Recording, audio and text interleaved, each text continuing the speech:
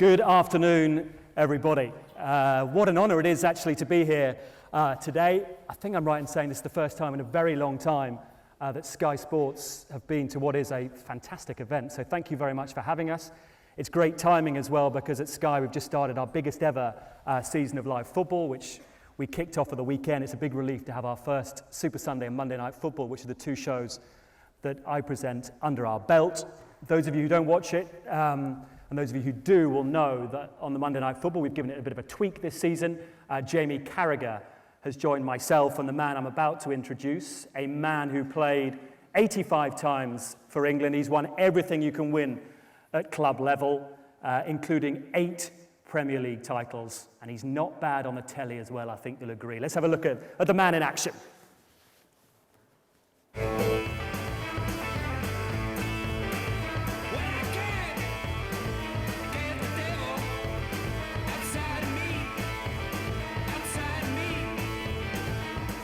Proud of watching English football in the way in which it represents hard work, desire, the will to run. No one would go past him. No one would move. This is just an absolutely wonderful, wonderful strike. It's my man, I'm not letting you through. Get out of here, get out of my box. Aggression.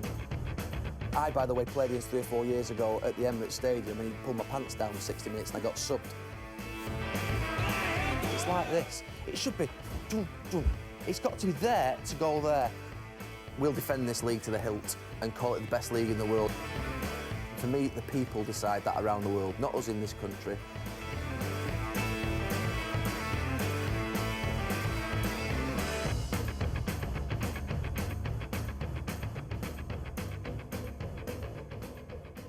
Ladies and gentlemen, please welcome Gary Neville.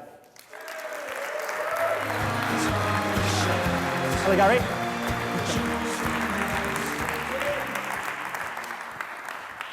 So, Gary. 3 lines on his shirt in Scotland. I can't believe he just played that. And you got applause as well. Very nice indeed. Listen, it's been billed as what? Pitch to pundit. What has that transition been like for you? Well, I've enjoyed it first and foremost. I think that it's a challenge. It's not something, if you said to me 6 years, 7 years ago, Gary, you'll go and be a pundit, you won't go into coaching or management, I would have said no chance. But the opportunity came a year before I finished my career. One of the Sky people came to me and said, we'd like you to come on to our shows. At that time, it was just to do the Super Sundays and to be in the studio. And then basically, I got the opportunity when I came to do Monday Night Football. And I have to say, I met with the 2 main people at Sky and I said, no, I'm not doing Monday Night Football. I said, no way. I said, it's too much. I said, I need to get used to actually being on television first, and they just didn't listen to me. They said, no, you're going on Monday Night Football, and actually it's the best thing that I ever did. We do it together, now we do it with Jamie. It's the best show, it's the most thrilling show, 4 hours live, lots going on, having to react to different things, a long day of preparation to get there. I mean, even Monday's show, for instance, would start, I've had conversations on the way down today, it's a lot of time in the building. I have to hold my hands up, I thought it was going to be a disaster. I genuinely did, for a number of reasons. One, I sat there on that first Monday Night Football. Do you remember it was Man City against Swansea? And I thought, because I'd never done live football before, and I was sat with you, just explained you didn't have the experience, and we'd had I think there was a session on Twitter earlier, with all that Twitter thing, what are you doing signing Gary Neville, blah, blah, blah. What was going through your mind when we were sat there? And you get a count in your ear, 10 seconds to you're on air, our first Monday Night Football ever. What were you thinking? Where's my water? Because honestly, even now, I don't know if it's anybody who's been on television, but you just basically, you can't get, your mouth's so dry. And I was so nervous. And I was nervous as a football player at times, but I actually was so much more nervous doing Monday Night Football for the first More nervous doing Monday Night Football than a cup final, a game for England at Wembley? Definitely. I mean, now obviously I'm settled down a little bit, but that first show, it was like somebody was on times 32. I mean, you asked me a question, and I was so fast. I didn't know what to do with my hands. My broadcasting technique was nil. But you just got to get used to it. It was the most nerve-wracking experiences I've had in my life, probably along with my driving test. I remember we got to kick off at the game. I think we got there 6 minutes early. Because we were both so nervous, we'd gone so fast, we had to fill for 6 minutes. We did an hour in 54 minutes. It was a night. I want to come back to Monday Night Football a bit later, but I want to talk to you about Gary Neville, the footballer, first. And give us an idea, Gary, what it was like. You were what? 19, was it, when you first went into that Manchester United dressing room? First team. In the first team, legends everywhere. What on earth was that feeling like for you? It was an incredible feeling. At the time, I travelled with the first team for a couple of seasons from the age of 17. I'd made my debut, and because of the foreigner rule at the time, there was a 3 foreigner rule in Europe. We had to basically make up the squad with the young British talent. So we were lucky enough, fortunate enough, myself, Paul Scholes, Nicky Butt, David Beckham, my brother, to travel with the team and always be in the squads. And just to be around Cantona and Keane and Robson, Ince, Schmeichel, they were big personalities, they were big leaders. I would say it was probably the last school of the traditional type football player, the ones that would potentially go out for a drink after every game, really. They went, played on Saturday, you go out for a drink on the Saturday night, on the Wednesday, and then the Premier League was obviously just been introduced. There were more foreign players coming into the country, more foreign managers coming into the country, and to be fair, professionalism, I have to say, increased enormously around that time, and now to the point whereby players, drink very little, I have to say, but they will do it at the right time, but very little. And for me at that time, all I wanted to do was play for United. I'd been to watch the team at the age of 4, 5, watched them all the way through my childhood, and couldn't believe that I was getting the opportunity. Didn't feel as though I was the most talented by any stretch of the imagination, particularly in the group I was in, but we dragged each other through. I was part of a very special group, and we all looked after one another. And you've mentioned some big names and their leaders as well. Amongst them, and in your career, which are the best leaders that you've played with? Roy Keane was the best captain and leader that I played with, because of the fact that he just wanted everything out of you all the time. He never accepted anything other than absolute perfection. A pass was, that far away from his foot and it should have been nearer. He wanted them standards to be perfect. And I have to say that that's something that even when I go into Sky now, that's still the same, and that's why I like what I'm doing. We have a producer there on Monday night that basically, if something's not right, it's in your ear. And it's got to be right, and in quite an abrupt manner as well. Yeah, you're told when to deliver, and I think that's where I respect that. I like being told what to do. I've had a manager for 20 years. You always knew where you stood. And I'm going to ask you about Sir Alex in a minute. Just going back to Roy Keane, surely that doesn't work with everyone, though. You thrived on it. Yeah. But some people need an arm around them. I remember there was one game, I think in our first season on M&F, we've done it for a couple of seasons now, and David De Gea came off at half-time. He'd had a tough time, and I think I said to you, he'll need an arm around him, surely now. And he went, no, he's got to get it right. I think when you're at the elite sport, don't get me wrong, you've got to obviously approach different people, different characters in different ways, and certainly you can't be sort of forceful with them all the time. But you're also talking about people who are expected to deliver. And when you're playing for Manchester United, the idea that you sort of have to cuddle people continuously and babysit them is not what happens. And I think that for me, in my early years, the toughness of seeing the likes of Ince and Robson and Schmeichel and Bruce, the way in which they treated each other, the way in which they dug each other out during matches or in training, it sort of got to a point whereby they were the standards that they were expected. You had to get to that standard. Actually, I think that they saw the young players at the time potentially even as a risk to their success, because they thought, are they going to be good enough? We were starting to, United was starting to win championships. But I think that you're absolutely right. I think you've got to expect high standards all the time, and the fact that you do potentially need an arm around your shoulder is something that I get. You can't certainly be critical of people all the time, but I had a manager for 20 years again that well done was what you got. That was it. After a game, well done. But you knew if he'd said that to you that it meant something. So the idea that you need to turn around and say, oh, you were wonderful today, you're amazing, you were brilliant, I love you, and all that sort of stuff, doesn't really. I've never had that said to me in my life, actually. I love you. And for guys that are here from all sorts of different industries, from the world of television and so on, you've talked about football there. What do you think all round is needed, and what are the requirements to be a great leader? Someone who sets an example that people follow, I believe, and that can be in different ways. I can take you through the captains that I had at Old Trafford. Steve Bruce Brian Robson was the first one, and someone who would run through a brick wall for the team, for his teammates, would protect his teammates to the absolute nth degree. I mean, he played an A-team game, which is like an under-18s game with us at Chester once, and one of the, so it was at Marine, and one of the Marine full-backs, the Marines, it was a team from Liverpool, and basically just absolutely took out Ben Thornley.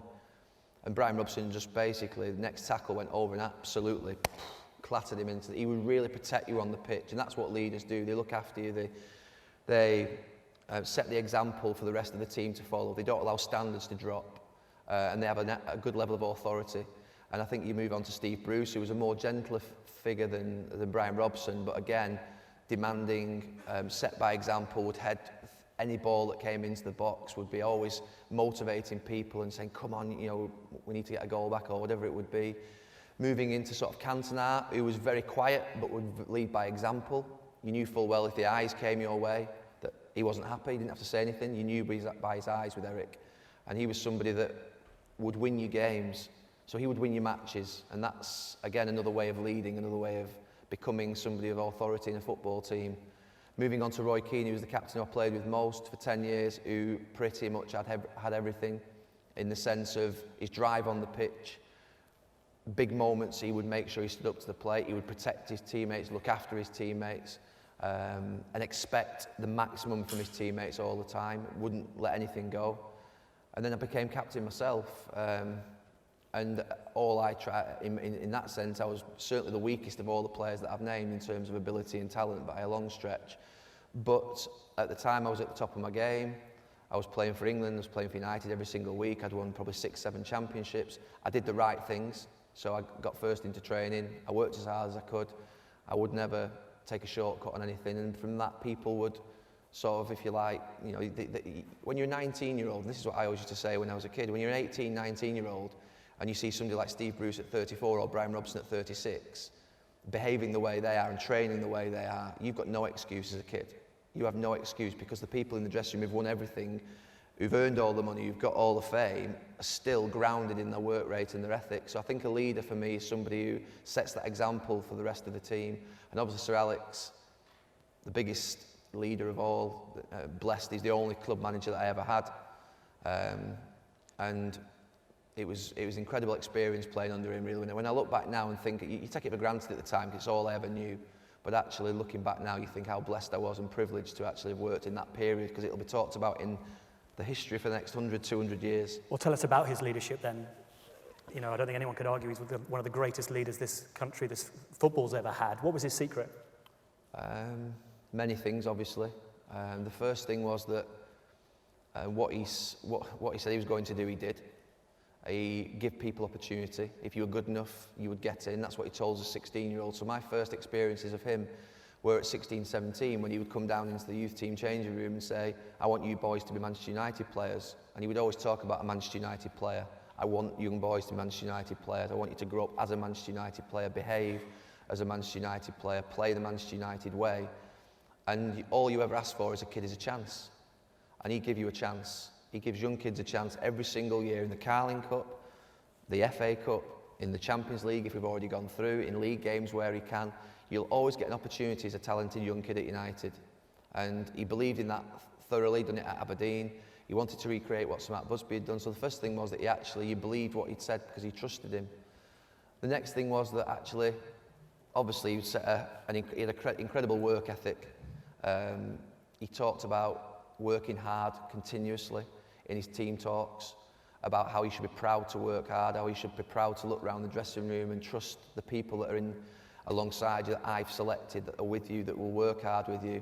And that comes from his traditional values of his upbringing, obviously in Glasgow, and what he was surrounded by. But I'd say he was probably the last of a kind in that he was able to keep the traditional principles and values of, no son, you won't do that, which is very difficult nowadays to young people because they sort of get a little bit upset, to the fact that he moved with the times and relaxed a little bit as he got older and recognised that a different type of young person was coming through, that they were a little bit more sensitive, that actually they were a little bit more, they were different types of characters. He had to behave in a different way himself, but still retain those traditional values. In terms of individual stories, I mean, communication and man management, he was a manager. He delegated to his fitness staff, his medical staff, his coaching staff. They were to control their elements of the club. He wasn't a control freak in that respect. So he surrounded himself, a bit like a Clive Woodward or a Dave Brailsford, surrounded himself with the best people. Would that be fair? Yeah, he had really good people around him that he could trust, that he knew would basically, you know, he would come out onto the training pitch 10 minutes after we started. He would always be on the training pitch. Would say very little during training, might pull a player over and have an individual word with them. But the biggest thing for me was that he always communicated with his players, and he had 24 players and only could pick 11, and he was leaving 13 of them out every week. And there wasn't a time ever in the 20 years where you would play one match and then you wouldn't be playing the next match and he wouldn't have a word with you as to why you weren't playing.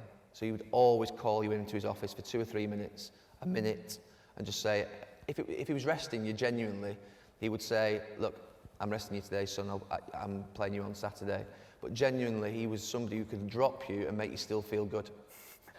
I mean, an incredible thing. I mean, you could walk in... That is man management at its absolute finest, isn't it? I mean, some of the most incredible, I call them excuses now, when I look back at the time, I suppose I was baffled. But, I mean, a forward, something like Ryan Giggs would go in, and we'd always sat there in our corner, me, Giggsy, Beck, Scholesy, and so let's say Giggsy's gone in.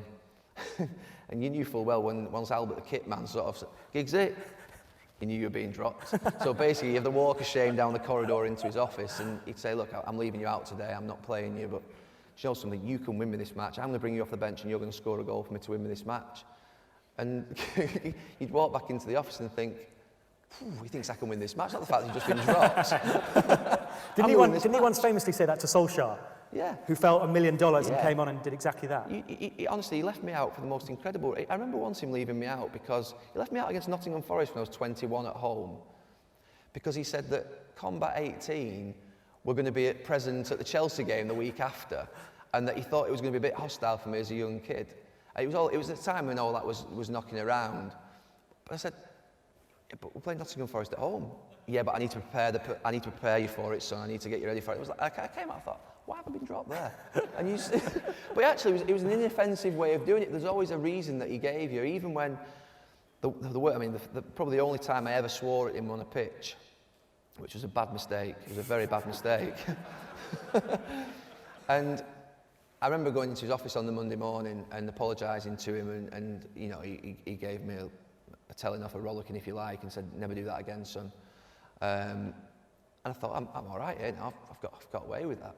It gets to the Friday, and we're travelling down to London, to Fulham. And I think I'm playing. Obviously, I've been playing all the games. I'm captain at the time. And about 2 hours before kick-off, he pulls me aside and he says, I'm just going to leave you out today. I'm going to play Wes Brown at full-back. They're going to have a really tall team. And I think it's best we play with like a centre-half at right-back rather than yourself. I went, oh, okay, that sounds genuine enough. I got the team through, and Rudzinski was playing left wing for Fulham. They had Boa Morty up front, both of them 5'0". And I thought, I've been conned here, I think. Anyway, when I really worked out that I was sort of still being punished, but in a nice way, was when I travelled to Reading in the Carling Cup squad with 19 players on the Wednesday, and he said, I'm going to leave you as 19th man today because I need you on Saturday. But he pulled me down to Reading on a Wednesday night as captain, which is not what he usually did to a 33-year-old. So basically, in a roundabout way, he'd still continued to talk to me all week, but he basically left me out for 2 games, which set the tone for the rest of the squad. What he was saying there is, I'm not going to fall out with my captain. He's apologised to me, but actually the rest of you just be aware that I've left him out for 2 matches. And it was a way in which of managing a situation in a clever manner, rather than sort of being confrontational and sort of taking it to a... And he was really clever like that. I mean, he was very good at managing people and leaving you out. which we can all learn from, particularly bosses in the room and watching as well. Just finally on Sir Alex, would it be fair to say, for me to say, that his greatest secret, and you've touched on it actually, was the way he evolved over such a long time in football management, the way he embraced, you talked about young players, but also technology, sports science, all this kind of thing. He was always looking to evolve. Would that be fair? Yeah, I mean, he was an innovator, which in football terms, you think about 4 strikers. Everyone talks about having 4 strikers now and having a squad. Well, the first time that anybody ever played a different group of players to the normal first team in a big game was at Port Vale, 1994/5, where he brought all those kids in, and it was basically debated in the Houses of Parliament that basically he was degrading English football and it was a disgrace.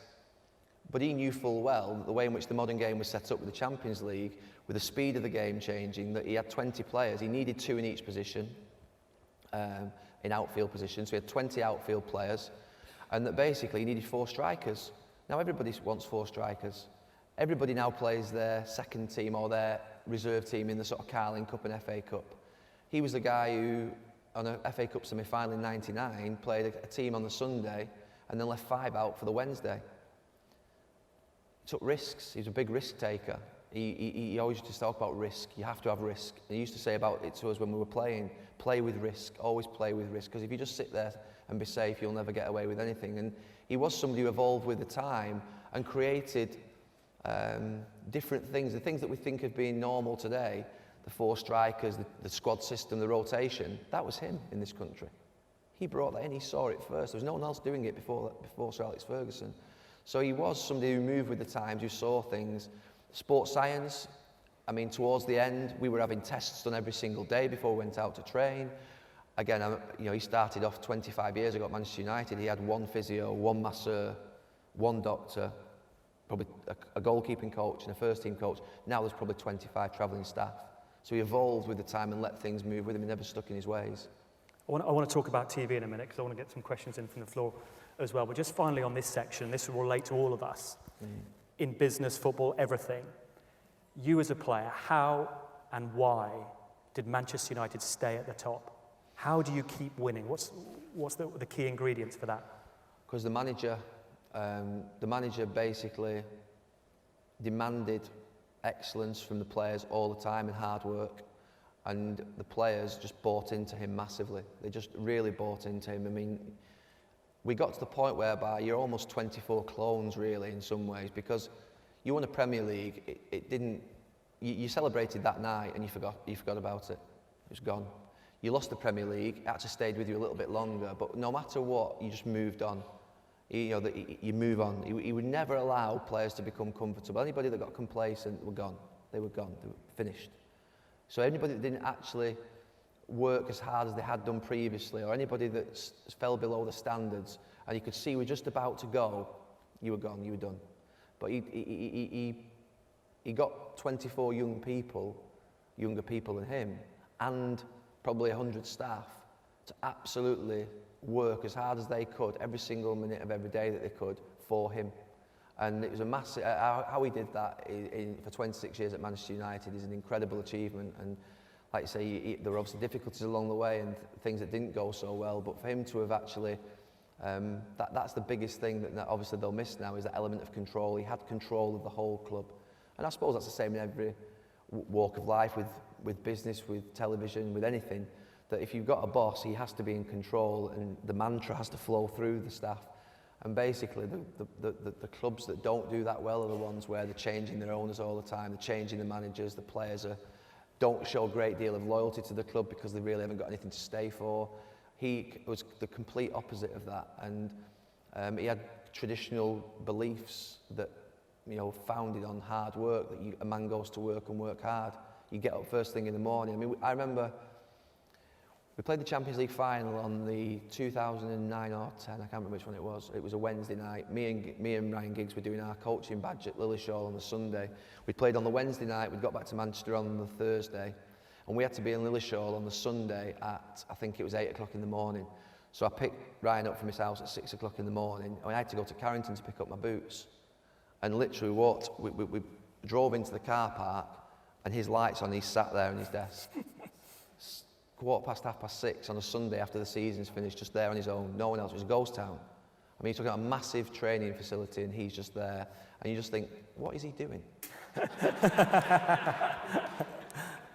What is he doing up there? Brilliant. 6:15 on a Sunday morning, out of season. Just sums up his attention to detail and his passion for it. I would say this, but I believe it. At Sky, we think we're market leaders. Are there similarities between Manchester United and Sky Sports in your eyes? That's a fair question. Well, everyone's laughing. There are. Internally, when I get there, yes, there are.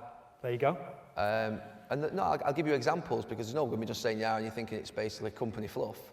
The fact that the producer and director on our Monday Night Football show have been there since they were 17, as if you like, runners, they call them, or T-boys, basically, going doing the running, running around getting people drinks when they want them. The fact that, Barney, who's the head of Sky Sports, was somebody that started there and has worked his way up through different production levels. The fact that they promote from within. that the people now that we have working with us on the Monday Night Football, not just the actual producer and director, but underneath that, have been there for 7 or 8 years, and they actually move up the chain. So there's definitely that element of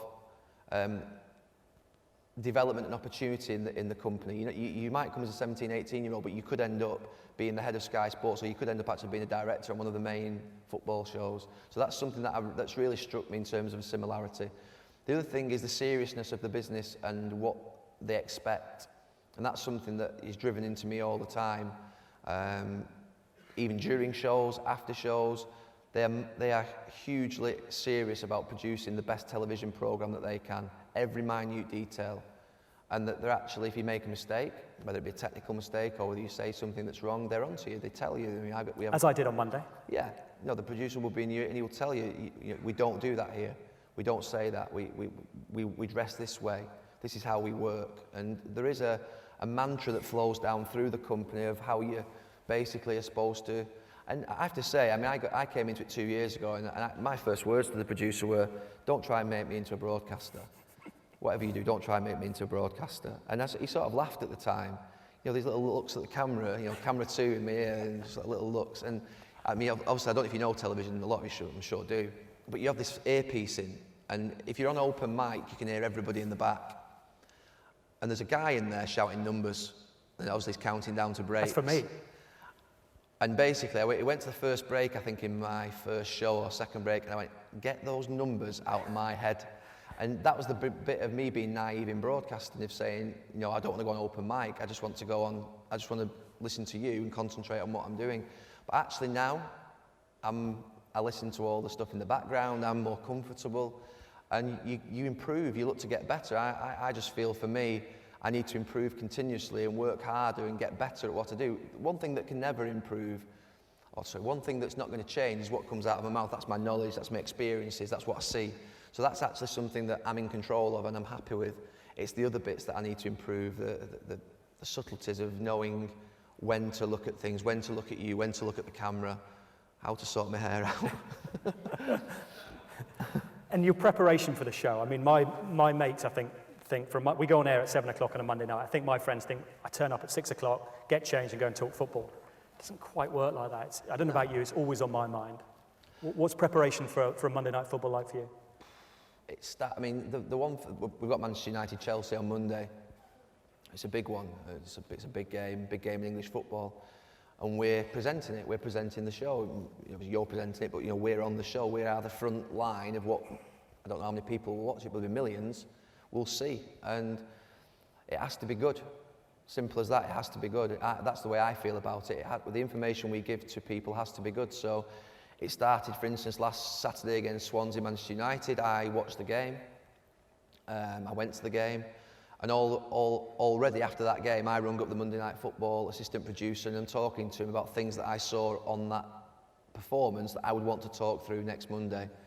Sunday, we're not working, but we go and watch Chelsea and Hull because we want to watch Chelsea ahead of this Monday's game, and we take mental notes of where their strengths are, where their weaknesses are, how we're going to present it the Monday after. Myself and Jamie were there. Last night, Chelsea and Aston Villa played, so we'll watch that game last night on the highlights. And this morning, I've had a 45-minute conversation on the way down driving myself with, again, the producer and the assistant producer, talking to him about exactly what I want to be going through in the detail and the kind of clips, the kind of information we should be sharing with everybody in the country that's going to watch it on the Monday night. I'll probably have another conversation on Saturday for an hour and another conversation on the Sunday on the other games. So Saturday games, Sunday games, what's happened, what are the big stories. Sometimes the big story on Monday is Manchester United, Chelsea. But for instance, last week, we'll think that maybe the big story last weekend predicted from us the week before was going to be City's new manager, Manchester United's new manager, Chelsea's new manager, and then Arsenal lose at home, and it blows it all out the window. And all of a sudden, Arsenal are the story. So you've got to get your head around Arsenal. So you've got to watch the Arsenal game, you've got to get your head around that, you've got to get the key bits out of it. Jamie did a lot of the presentation of that because he watched the full game through. So in terms of, you never really switch off from Monday Night Football. You know you've got a Monday Night Football coming up on the Monday. You're always thinking about the information that you're going to put into the show and the clips. The clips are the key. The clip's the key. You've got to pick the clips. You've got to make sure that what you say is over the right clip. that actually gives people something that they wouldn't normally pick up. That's what I always try and think of. I look upon it as being, I try not to ever insult the viewer by believing that they don't know about football. I always speak at them as though they are knowledgeable football people, because I think they are, and they pick up things a lot quicker than we'll ever believe, and they watch football and they want to know more about football. And I think that's what I always think. I look at it as a coach, I look at it as a scout of a football team, not as actually broadcaster to viewer. I would do exactly the same type of information to an England team before a game. I would pick out the clips, I would go through it with them. If I was doing that on one particular week, I do it sometimes for the pre-match for the team against Ukraine, as an example in a few weeks, and I will go through the clips, describe them to them, and I would present exactly to the viewer what I would present to a football player if I was talking to him about what he should do, strength and weaknesses wise. We meet at 9:30 on a Monday morning, and it's lively, isn't it? Yeah. It is lively, and we go through everything that we want to come to. We never agree, arguments, but at the end of it, we come up with a plan, and then through the afternoon, we rehearse it and get used to it. To be fair, the producer is strong-willed. I think that's fair. I'm strong-willed. I know what I'm passionate. That's very fair. I always feel as though if I'm delivering something, I have to be passionate about it and I have to believe in it. So, for me, on Monday morning, the big discussion was around what we did on United and how much we did on Arsenal. And I, to be fair, was quite vociferous in that we were doing the four Manchester United goals, and in the end, I think I turned around and I persuaded you, I think. Yeah, I turned around and said, look, it's too many. We're doing one. We'll do one, and then we'll do all the Arsenal in the second part. And I think the Arsenal was a big story. Absolutely. So we did it all in the second part. The way in which Ed works, and it's critical because he drags out of us everything that we want to give. So he listens to us all day. He does a lot of listening. And when he listens to us, he's picking up the nuggets of information that he believes we need to recreate during the evening. So he'll listen to us in the meeting in the morning. He's obviously got his own difficulties with all the presenting side of things. But then during the show, he knows he's got to get that out of us, out of myself and Jamie. And that's the critical element of what Ed does. And the worst bit for me is learning my line, because I don't have autocue. I'm learning my line. My first link is the most terrifying thing in the world. Once I've got that out of the way, I start to relax a bit. You sort of hear him walking down the corridor. It's been a big weekend for Chelsea. I'm like, what's he doing again? He's sort of That's walking horrible. down. It's the most nervous I am. Anyway, listen, time's catching up. I've got two more questions for you, and then we'll get some questions for the audience, so I know you've got to go. Okay. Firstly, Gary, what's it like working with Jamie Carragher? You enjoying it? Yeah, I really enjoyed it in the first two shows. I think that he's done incredibly well, considering how I was in that first show, when I was 100 miles an hour, my hands were everywhere. I thought he was so much more comfortable than I was, and to be fair, I thought he did really well in the preview show that we did and on Monday. And to be fair, I felt it worked well between the three of us in that it'll get better. Of course it will, and we have to get it better, but it was a good start, I felt. And he's incredibly knowledgeable about football. I mean, he's an encyclopedia, isn't he, on football? He's an encyclopedia on football. He watches everything. He watches, I mean, I watch a lot of football, but he watches everything. I mean, the first thing he did, Brazil second division at 3 o'clock in the morning on channel 458. He'll be there watching it. You know, he's like unbelievable. Southampton was summed it up. Southampton signed a player on Sunday night, Pablo Osvaldo. First thing you do, rather than go on the internet now, ring Carragher. He'll know all about him. He'd marked him. Blah blah blah.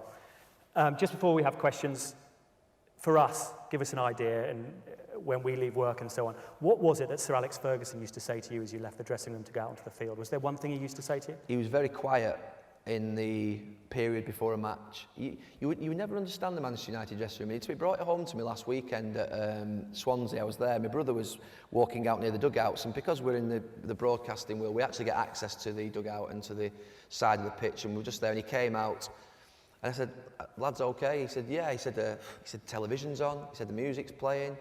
They're laughing and joking." And it took me back to how it was in the 35 minutes from 2 till 2:35.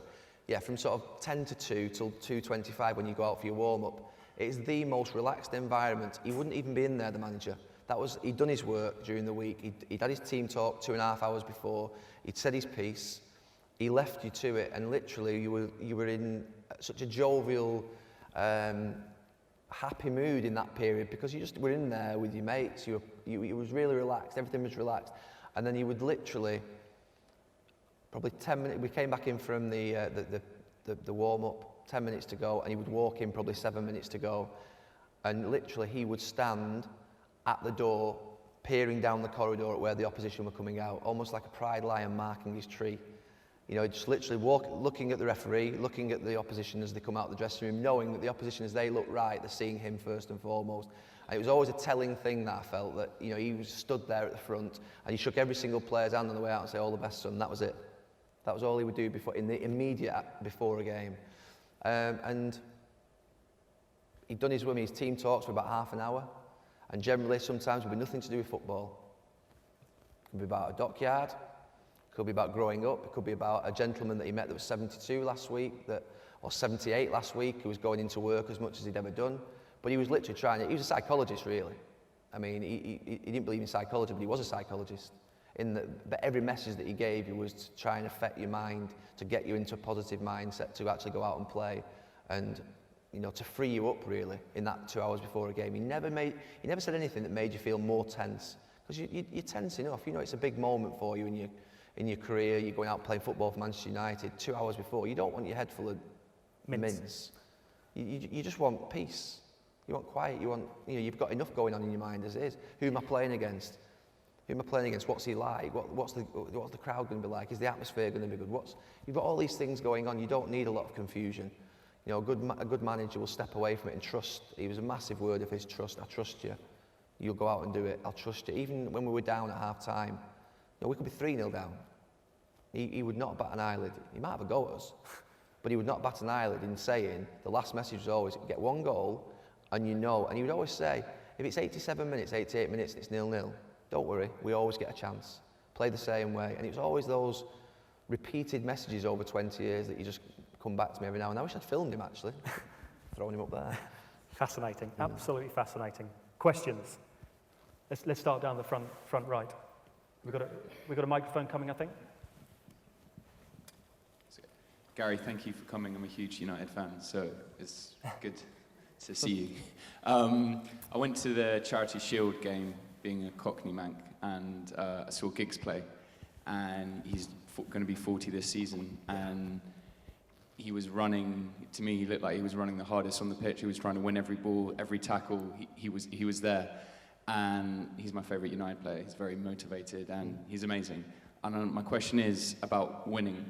This, you know, Giggs to me defines what winning is all about, but can you talk about the winning mentality so many United players have? I know you've kind of touched on it, but like day in, day out, for me, who works in television, you know, how do I take that winning mentality that, you know, the United teams throughout, you know, Sir Alex Ferguson's years, and, you know, since the beginning of time, really, they have that winning mentality. Yeah, they do. I mean, how do you win? The first one's hard. To win, it's like anything, I suppose, if you're in television or anything. To get your first job is hard. But once you get your first job and you win once, then it's being able to repeat it again and again. And I think for us, winning the first one was difficult, the first championship for the club, but also for us as young kids. We lost the championship in our first year to Blackburn. We lost the cup final a week after. And that's when people turn around and say, you know, you never experienced disappointment. Well, in our first season, we lost a double in a week. And at our level that we were at, that's not good. You know, you have to cope with that and come back the year after. And winning was something that was just, we had to win. We had to win. It wasn't, we had to win. I mean, we didn't always win, but we just had to win. I mean, I got asked a question last week before the Swansea game about Manchester United and, you know, would they be happy with a draw today? A draw? Manchester United draw a football match. That just doesn't enter your head. You do draw football matches and sometimes you lose. But you never go into any match with anything other than we're going to win. And that was something that came down from the manager. But not just winning, you had to do it in the right way as well. I mean, whether you're a United fan or not, we played football the right way. I mean, in terms of the style of it, the players that he had, the wingers, the attacking play, the Ronaldos, the Cantonars, and other clubs do it as well. It's not just Manchester United. But basically, there was no option other than to win. There was no option. We had to win. Let's go over to anyone on the left-hand side here. Just speak, the front just shout, here. yeah. I have to do quite short answers, Gary, if you want to get through. Yeah, I'm a Chelsea fan, and I must say, when you started, I just couldn't believe you could leave your partisanship behind and not be a Man United biased commentator. But all respect, you did that. I'm interested in how you learn to kind of be critical of other players, even people that you played with, because footballers generally never diss each other in public. No. And there you are passing judgment on people's performance. And it's got to be personal sometimes. So did you have to learn how to do that, or did you just do it instinctively? I think the thing that helped me was that actually I played in a team for 20 years that if you didn't play well, you were told. So actually I was used to being told I hadn't done well. I was used to being judged. So the idea that a football player can play in the Premier League and not feel that they're going to be judged is absolutely not going to happen. And I think the way in which I like to do it is with a degree of honesty, you know, and to try and be constructive, but be honest. You can't con football fans. If I was sat there continuously praising everybody that I knew all the time, then you just literally would turn. I wouldn't last 5 minutes basically. I don't speak to a great deal of football players in the country. I don't speak to agents. I don't speak to managers. I don't get friendly with people, not because it's just purposely that I think once you start to get into that world of being influenced by people continuously, you then basically lose your ability to be able to speak. And I think that for me, I just go out there and, you know, sometimes it's tough. You know, my brother made a mistake against United for Everton, if you remember that time. Yeah. I went, oh, Philip. But you always say, Gary, that they'll know. What have you done? He'll know. He'll know himself. You know, I've never had one player come up to me and say, I thought you were out of order today there, what you said about me, because it's the truth. Was I wrong? No. Right, okay, we'll get on with it then. You know, if I'm wrong, and actually, and there have been 2 or 3 times, there have been 2 or 3 times where I've said things and I've cringed, and afterwards I thought I went too far and I shouldn't have said that, don't get me wrong. So I've not always got it right.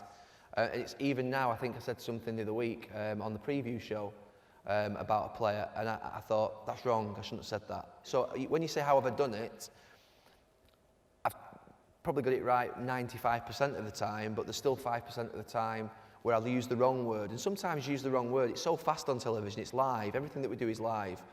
And you can't always come out with the right word that's describing the situation. And sometimes you could come up with the word, oh, it's unforgivable. Well, why have you said unforgivable? Of course it's forgivable.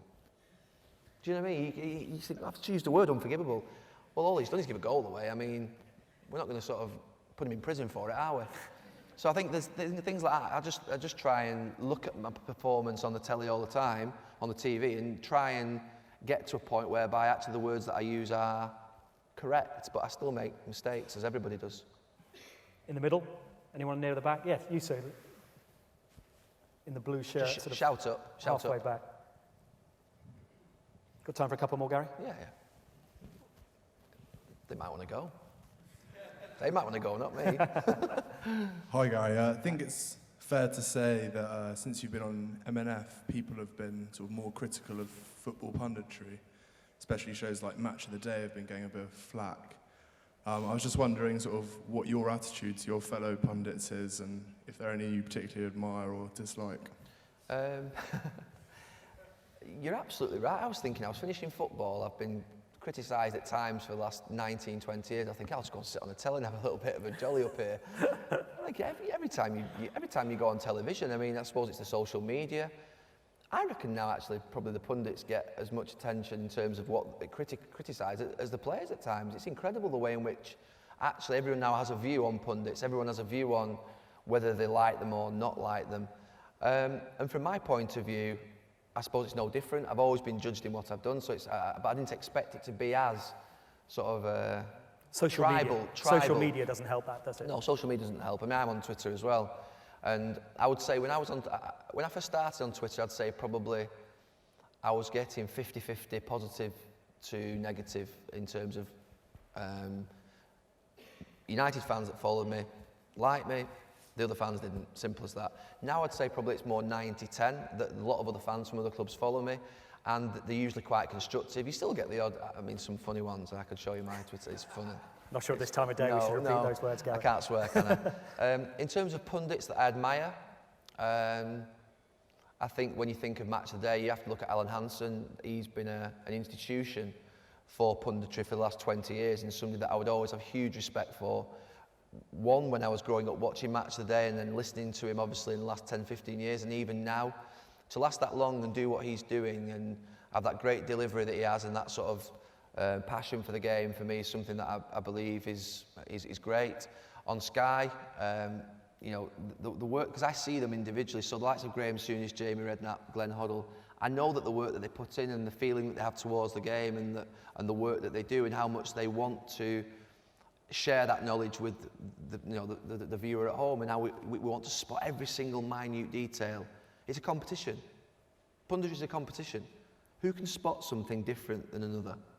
And so for me, Monday night comes around and you've had Match of the Day on the Saturday night, you've had goals on Sunday, you've had Sky Sports News all day, you've had Match of the Day 2, you've had all Sky Sports News on the day of the Monday. You've got to Monday night and you've got to try and come up with something different on the Monday night than that's been said in the previous 48 hours when it's absolutely been done to death.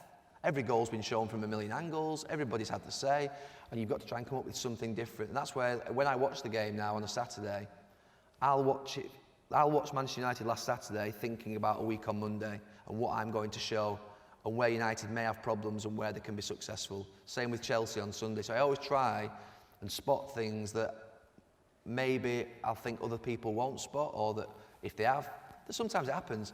You'll watch Match of the Day sometimes and you'll be there and you'll think, oh, he's done a little bit that I wanted to do, so I won't do it now. Because you can't repeat what people are doing. Sometimes you have to repeat a goal. But from my point of view, I admire all the pundits. I would never, ever criticise or comment on what another pundit has said. I wouldn't. I really wouldn't. I've been both in football and now in the media. It's an opinions game. You all have an opinion. I have an opinion. And no one's wrong or right. You might disagree with them, but their opinion, you know, last weekend, the Koscielny penalty, the second one, I think if he probably did split, a lot of people thought it was a penalty. A lot of people, you can't say he's wrong because he thinks it's a penalty and I don't think it is. It's just a difference of opinion, and I think you have to have a great deal of respect for other people who are trying to do the same thing as you, because nothing's easy. If it's worth doing, nothing's easy. It's not, I mean, don't get me wrong, it's not hard. But it's not easy either. You know, live television is not easy. It's not. You've got a microphone in your ear, you've got 15 people speaking to you, he's throwing a load of words at you, you've got a pen in your hand, you're trying to look at that television and you've got to look at a camera as well. And for me, that's hard. And you've prepared, yeah, we've prepared for half-time, and then if there's a goal just before half-time, it's the worst thing. You get to sort of, you've got your half-time clips built for Monday Night Football at half-time, and literally a goal will be scored in the 44th minute, and you literally have to, you know, it gets... Wing it. You have to wing it. You're literally on your feet. So the idea that you have 5 hours to prepare what you're going to say, we don't Monday Night Football. The first hour is prepared, obviously, because we can prepare that. But at half-time and at the end of the game, we don't know what's going to happen. So literally, we have to be on our feet, sharp, and make sure we get those right points across and do it in the right manner. And actually, just, I mean, it's worth saying that we have a screen like this in the studio, and it's a big camera. It's a huge camera in the stadium that looks at the whole pitch. And I don't watch the footage that you see at home. I watch the whole pitch. So I want to see all 22 players all the time. So it's almost like a bird's eye view, basically. So obviously the footage at home, that wouldn't be TV, that wouldn't be viewer friendly, because the viewer wants to see the sort of the close-up of the player taking the throwing, or the shot and the keeper saving it at close distance. And sometimes you have to, on penalty decisions and refereeing decisions, you have to go into the close distance cameras. But I watch a game like that. I watch it from a bird's eye view. So I try and see who's in the wrong positions, who's not in the right positions. And that is a big advantage to me, because I believe that that's something that maybe others don't have when they're watching the game. I don't watch the game as you see it at home. I watch it as though I'm in the stadium and looking down on the whole pitch. I think that's the biggest difference, and one of the best things about my job, actually, watching games with these guys, the two Jamies and Sue. They watch a game of football completely differently to you and I. Even when you're live at the game, you watch totally different things to us. Yeah. We follow the ball and what have you. I'm it's watching, fascinating. Yeah, I'm watching I can be watching the centre-backs when the ball's in the opposition. I can be watching the centre-backs that are defending here when the ball's in the opposition box. I'll just have a glance to see what they're doing, to see whether anything's developing. I mean, the Chelsea goal, the one in the new camp, that Torres scored, I think if you watch the commentary back, you'll hear Which me, is on YouTube. as Ashley Cole clears it, I've already looked up here, and I've shouted, he's in. And that's before actually the camera swings, because I'm literally watching the fact that Torres is in acres of space, and he's through on goal. So you do watch the game in a different way to try and get an advantage of obviously seeing things quicker than potentially other people can do at home. Over here? Yes, sir. brief Gary. Gary, I think you've been brilliant on Sky, and I'm a Leeds fan, so you must be doing something right. I must be. Yeah. You'll be waiting for me outside with something more, you. I was actually going to ask you for... Don't tell him where my car's parked. I was going to ask for a picture, but I won't bother now. I was joking. You've got a new rival this season in BT Sport. I wonder whether you've seen it at all, or what you've made of it. Any tips for them? Tips for them? No, I haven't got any tips. No, I've only been in television 2 years myself. No, I mean, the first game on Saturday I didn't see because I was travelling. I actually drove up to Swansea in the morning, so I was driving through the match, so I didn't actually have a chance to see it. I mean, you say the rivals, BT produce football, ITV have football, BBC have football. I watch it all. I watch all football. Why wouldn't you do? Just sit here and say that I only watch my own television channel is wrong. You watch everything. You watch football on any channel at any time if you're there. And there's more than room for one. There has to be. I respect all of the television channels. I have, no problems. We just try and do the very best that I can do. When we were at Manchester United, we didn't really concentrate too much on what people were doing, unless we were playing against them. But this is not a direct playing against somebody. This is purely you concentrating on your own job. Whereas, obviously, I wouldn't concentrate too much on the other teams when I was at Manchester United, other than when I was playing against them. You really wouldn't. You just do your own job and do the very best that you can, and the rest will take care of itself. Yes, but second row on the left here, in the purple T-shirt.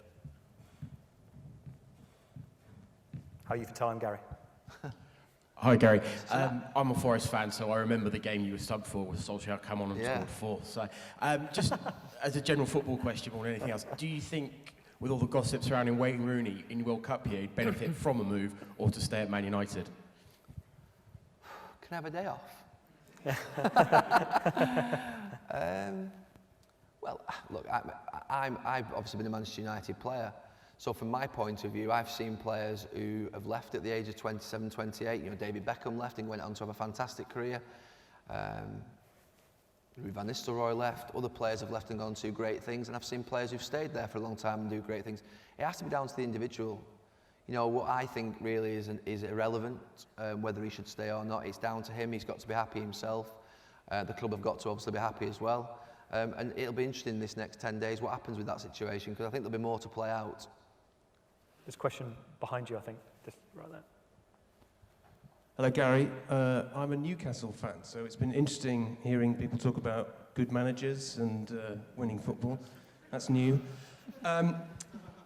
Just on the subject of bad teams, is there ever a point where you guys are sat there watching a game and you're sort of 40 minutes in and you're kind of like, I don't really know what we're going to talk about at half-time, there's just not enough in this match? There has been the odd game on Monday Night Football. I've had plenty. Yeah, West Brom, West Ham last season, literally. Yeah, I thought I was going to have off Jamie where he'd gone on holiday, honestly. It was a nightmare. Yeah, there has been the odd game where you... Oh, Gary, on Mondays we've had some stinkers. Yeah, you have 2 or 3... I can think of 2 or 3 games. Particularly that first season, I think.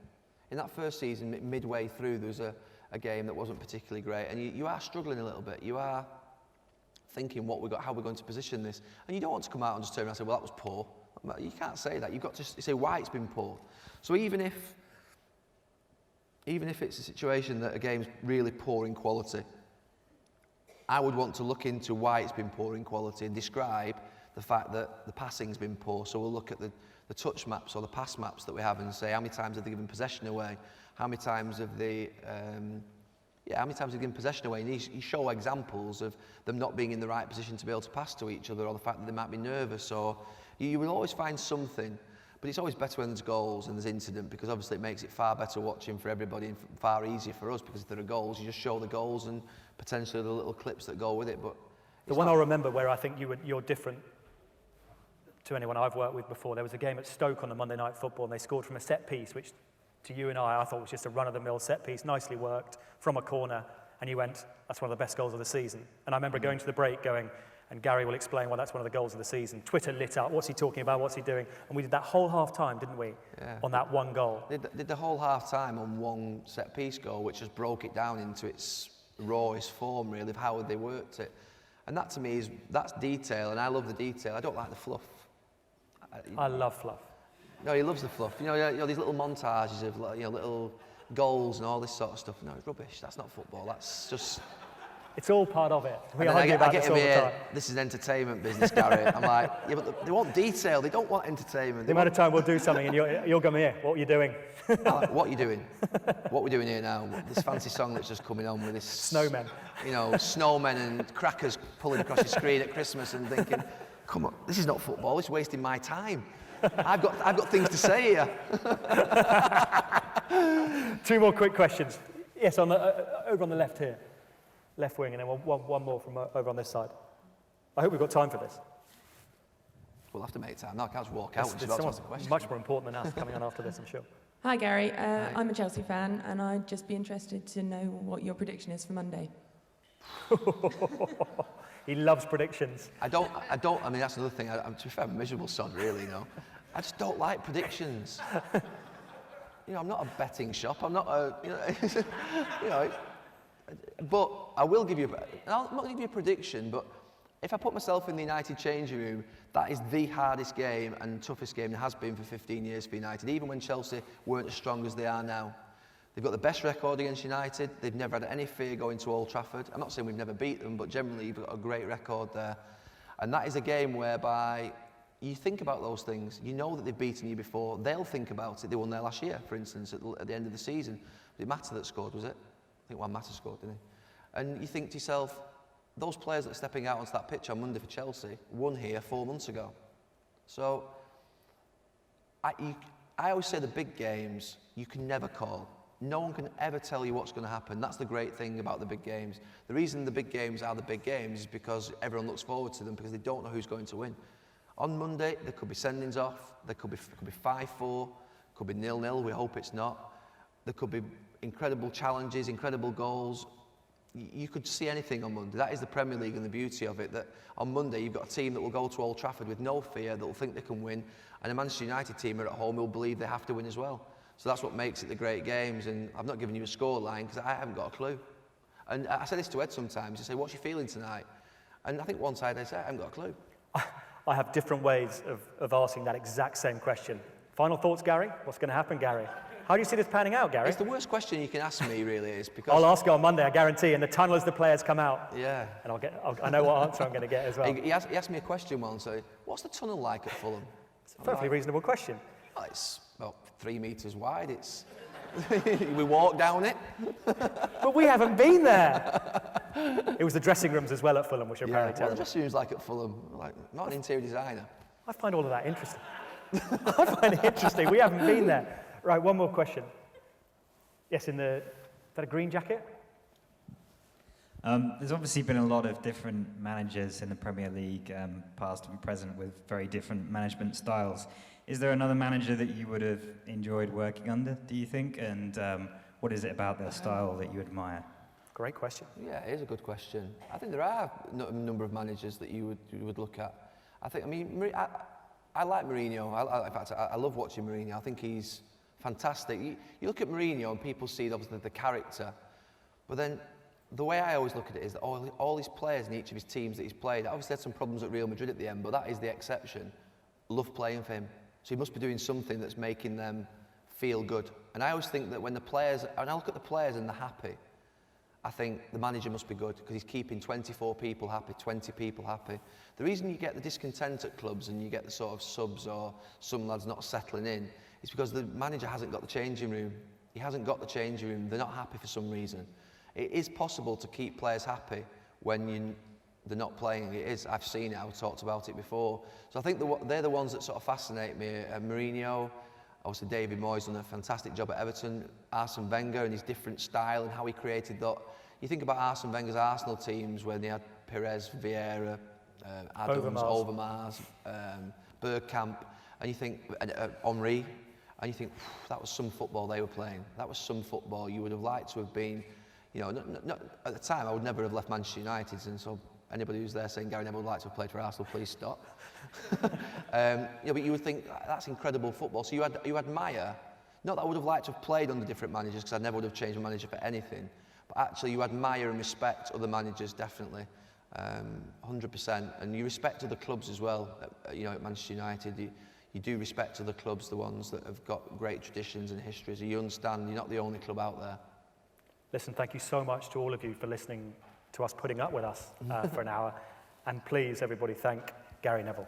Thank you. Thank you.